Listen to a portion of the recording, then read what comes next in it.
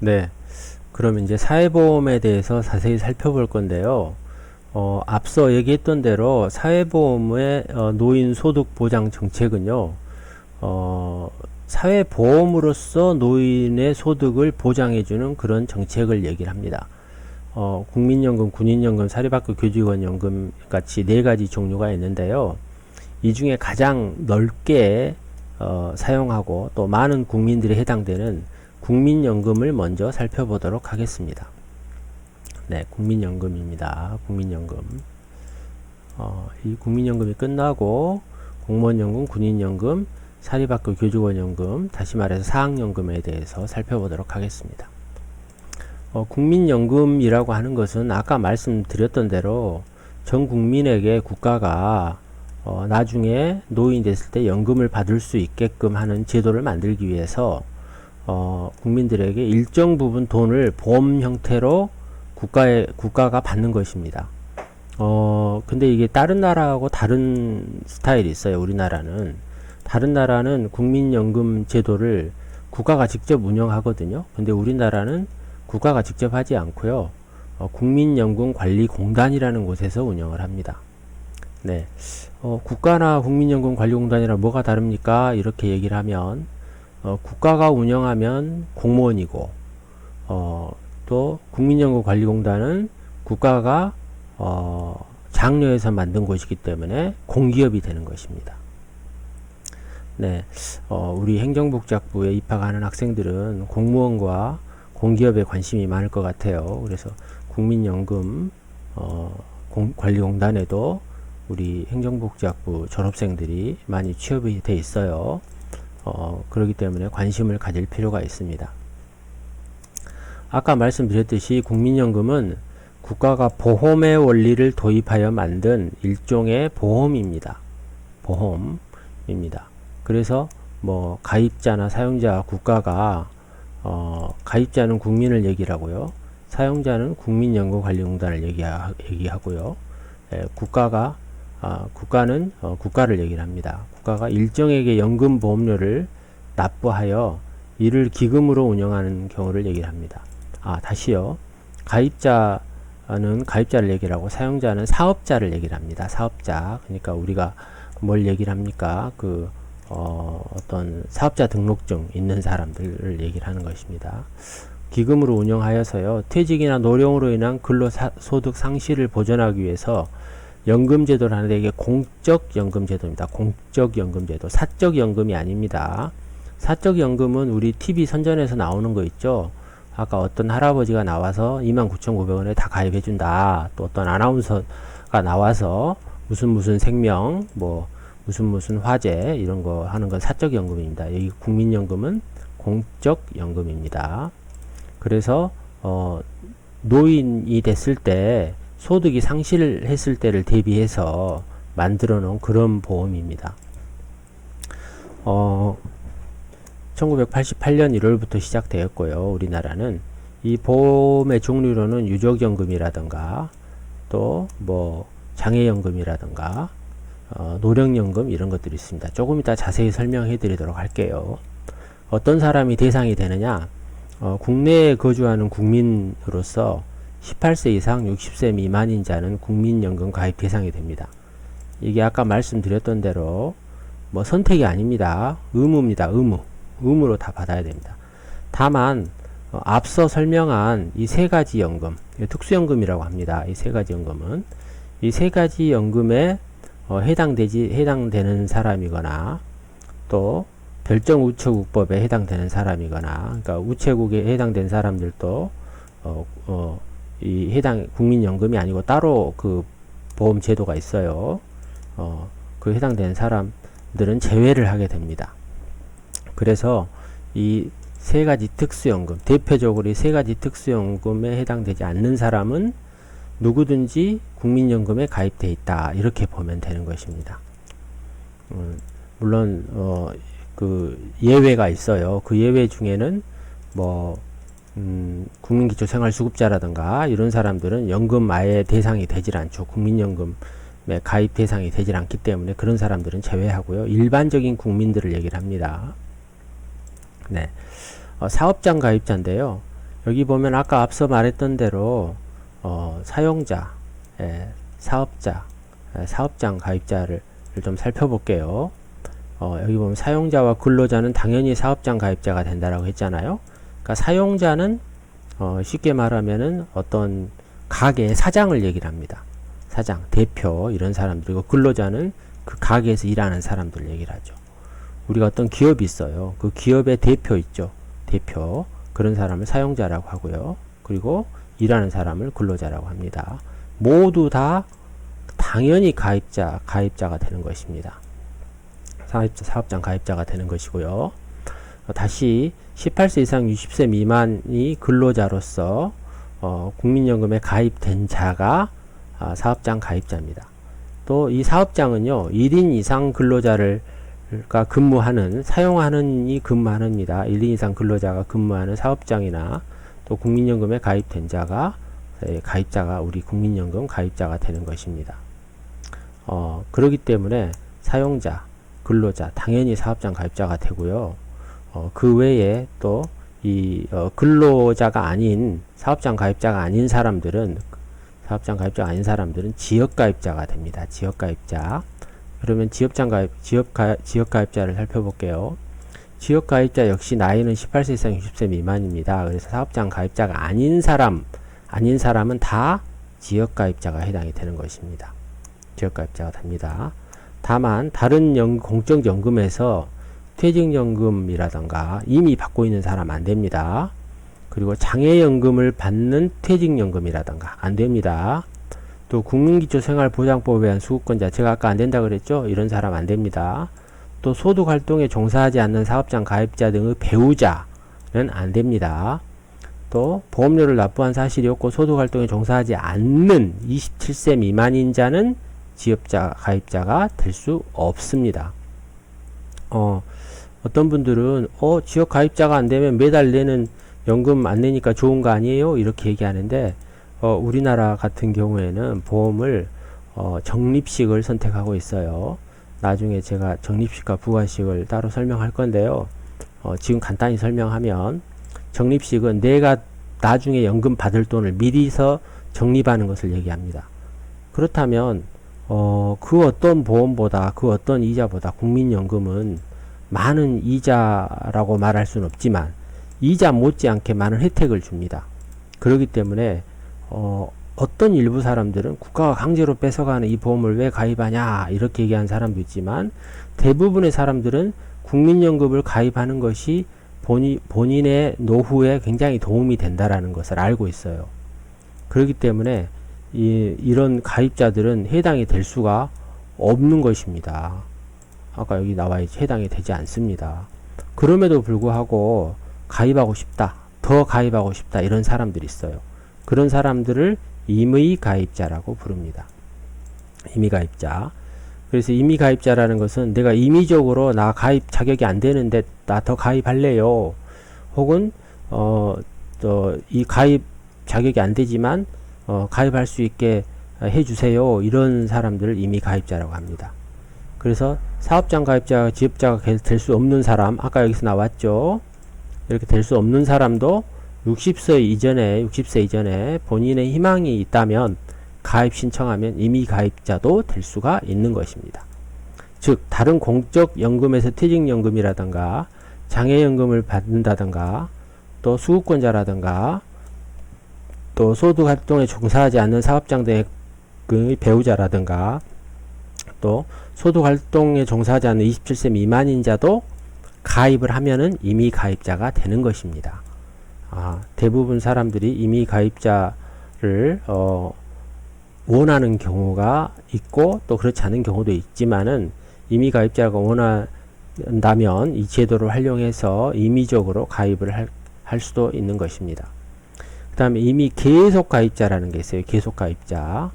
자, 이 가운데 임의가입자와 여기 나와 있는 임의가입자와 임의계속가입자는 굉장히 중요합니다. 여러분, 제가 중요하다고 했어요. 여기다가 별표. 네, 이렇게 해놓을게요. 네, 중요합니다. 시험에 매우 잘 나옵니다. 네, 이미 계속 가입자는 아까 이미 가입자하고는 약간 다릅니다. 이건 뭐냐면 가입 기간이 20년 미만인 가입자가 60세가 도달해 버렸어요. 그러니까 이를테면 15년 정도밖에 가입이 안 된 것이죠. 근데 60세가 돼 버렸어요. 그러면은 국민연금을 이제 수령을 해야 되거든요. 그런데 국민연금 가입자로 이제 가입자가 아니라 수령자가 돼 버리는 거예요. 그래서 가입자인 자격을 상실해 버리는 거죠. 왜? 수령하니까 가입자가 상실돼 버리는 거죠. 되었으나 이 사람들이 나 더 계속 가입할래요 라고 얘기하는 거예요. 그러면 가입 기간이 부족하여 연금 받지 못하였거나 또 가입 기간을 연장하여 더 많은 연금을 받고자 할 때, 이게 무슨 얘기예요? 이를테면 어떤 사람은 60세부터 연금을 받으려고 하는데 난 아직 여유가 있으니 연금을 안 받을래요. 그래서 더 연장해서 나는 이미 계속 가입자로서 가입을 한 다음에 나중에 65세 때 받을래요. 이런 경우예요. 그래서 65세에 달할 때 신청을 하면 이제 때도 이미 계속 가입자로서 이제 지정을 하죠. 60세 때 나 65세 때 받을래요 라고 얘기하기도 하고 또 70세 때 받을래요 라고 얘기할 수도 있겠죠. 그렇다면 우리가 납입 기간이 더 길기 때문에 더 많은 금액을 받을 수가 있는 것이죠. 그래서 국민연금을 보면 국민들의 소득을 52등급으로 나눠 가지고 그 중에 소득이 많은 사람들은 많은 연금을 냅니다. 그리고 적립을 하죠. 그리고 소득이 적은 사람은 적게 연금을 냅니다. 그리고 적립을 하죠. 그런데 적게 낸 사람은 낸 것만 적게 냈으니 적게 받아야 맞잖아요. 그런데 아까 많이 낸 사람 것에 대해서 조금 가져옵니다. 그래서 적게 낸 사람한테 좀 더 혜택을 주는 것이죠. 다시 말해서 저소득자에게 좀 유리한 그런 연금 제도입니다. 이걸 보고 우리는 분배라고 하는데요. 그러면 고소득자, 한 달에 아주 1년에 막 몇십억 버는 그런 부자들 있잖아요. 그런 사람들은 한 달에 연금만 100만원, 200만원 냅니다. 그러면 나중에도 그 사람들도 연금을 많이 받아야 되잖아요. 근데 그렇지 않아요. 200만원 넘게 받기가 힘들어요. 그런데 이미 계속 가입자들 중에는요, 연금을 200만원 넘는 사람들이 나오고 있어요. 왜 그러냐면 원래 받을 시기에 안 받고 오히려 돈을 더 내버렸기 때문에. 그래서 그런 사람들에게는 그렇게 그렇게 고소득은 아니지만 하여튼 상대적으로 다른 사람에 비해서 상대적으로 높은 연금을 받을 수 있는 그런 제도를 만들어 놓은 것입니다. 작년에 뉴스를 보니까 200만원 이상 연금 받는 사람들이 우리나라 국민 중에 100명이 넘었다. 그래가지고 뉴스에 나오더라고요.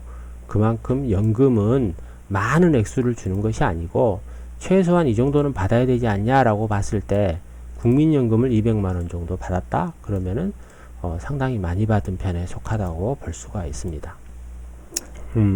국민연금을 조금 더 살펴본다면 이제 종류가 있는데요. 국민연금은 노령연금, 장애연금, 유족연금, 반환일시금, 분할연금이 있습니다. 이 구체적인 종류를 조금 더 살펴볼게요. 노령연금이란 건 뭐냐면 국민연금 중에 노령연금을 말한 겁니다. 국민연금에는 이렇게 종류가 있다라는 것이죠. 네, 이렇게 종류가 있는데 노령이죠. 그래서 가입기간이 10년 이상 20년 미만으로 60세에 도달하잖아요.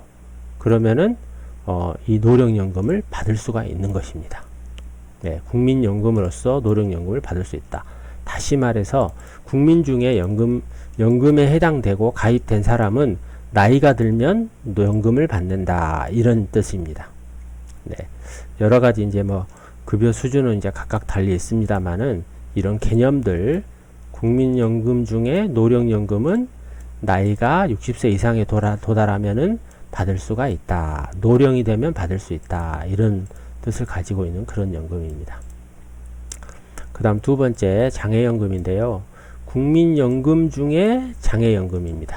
이건 뭐냐면 60세가 안 됐어요. 아직 60세가 안 됐는데도 불구하고 가입 기간 중에 사고가 발생됐거나 질병으로 발생이 됐을 때 어떤 장애가 생길 거예요.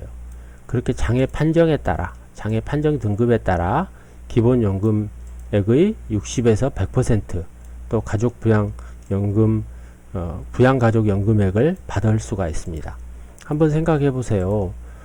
아직 60세가 안 됐는데도 이 사람은 장애를 받았기 때문에 정상적인 경제활동을 할 수가 없겠지요. 그래서 국가가 그런 사람들은 아직 나이가 젊지만 경제활동을 할 수가 없고 실업상태에 있고 생활이 어렵다고 판단되기 때문에 이렇게 질병이나 신체 또는 정신의 장애가 왔을 때는 이 연금을 주자, 이렇게 만들어 놓은 것이 바로 국민연금의 종류 중에 장애연금이 있다, 이렇게 설명할 수가 있습니다. 그 다음에 유족연금인데요. 유족연금은 국민연금을 가입한 사람 중에 죽어버렸어요. 어떤 사람이 사망이 됐을 경우에, 그런 경우에는 그 유족에게 연금을 줘라, 이렇게 되는 거죠. 네. 이를테면은 전형적인 한국의 가정을 본다면 아빠가 일하고 엄마가 계시고 자녀가 있어요. 근데 아빠가 돌아가셔 버렸어요. 그랬을 때 유족들 있지 않겠어요? 그래서 그 가입 기간에 따라 연금에서 40에서 60%와 부양가족 연금액을 유족연금으로 지급하는 것입니다. 너무 적나요? 한 100% 줘야 되나요? 그렇지만 그 유족연금은 100%는 주지 않고요. 한 절반 정도 이렇게 심사를 다시 해서 거기에 따라서 줍니다. 네. 그 다음에 반환일시금이 있는데요. 이 반환일시금은 10년 미만 가입자가 자격을 상실했을 때 반환일시금을 줍니다. 자격 상실이란 뭘 말할까요? 자격 상실, 제가 다른 자료를 한번 찾아봤는데요. 네, 여기 있습니다.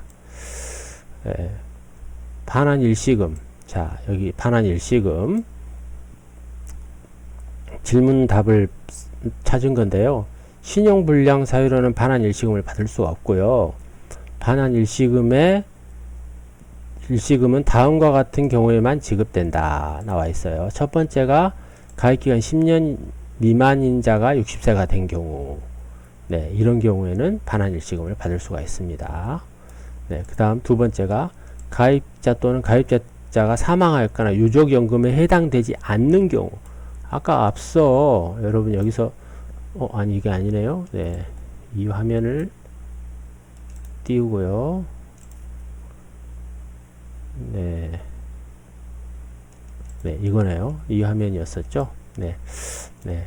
아까 앞선 화면 다시 한번 볼게요. 네, 여기 보면 유족연금 가입 기간 중 사망이 된다고 했잖아요. 근데 이것도 안 되고 저것도 안 된 사람들이 있어요. 그런 경우에는 국가가 일시금으로 돌려줍니다. 네. 사망하였거나 유족연금에 해당되지 않는 경우. 네, 유족연금을 받는 게 훨씬 낫죠. 네, 일시금으로 받으니까 목돈 받아서 좋은 것 같지만 유족연금은 계속 받잖아요. 그러니까 계속 받는 것이 더 나은데 그게 해당되지 않는 경우가 있어요. 그런 경우에는 가입한 금액을 일시금으로 돌려준다는 것입니다. 그 다음에 세 번째, 대부분 이 경우가 많은데요. 국적을 상실하거나 국외로 이주한 경우. 자, 그러니까 이 말은 무슨 얘기예요? 이민을 가버리는 거죠. 유학 이런 건 안 되고요. 이민을 가서 국외로 이주를 하는 경우에요. 그걸 증명하잖아요. 그러면 네, 반환일시금을 줍니다. 네, 네, 아셨죠? 반환일시금을 어떨 때 받을 수 있는가? 그 다음 사망일시금이 있습니다. 국민연금 가입자가 사망해버려요. 근데 유족이, 여기는 아까 유족이 있을 때 유족에게 지급한다고 했잖아요. 네, 그래서 유족이 없는 경우, 그럼 누가 받을까요? 이 경우에도 국가가 지정을 합니다. 제1친권자라든가 이런 경우. 네, 그래서 유족연금에 해당되지 않는 경우에도 사망일시금을 또 받을 수가 있습니다. 그래서 그 금액은 반환일시금에 해당되는 정도의 금액을 지급받을 수 있습니다. 네, 여기까지 국민연금에 대해서 살펴봤습니다.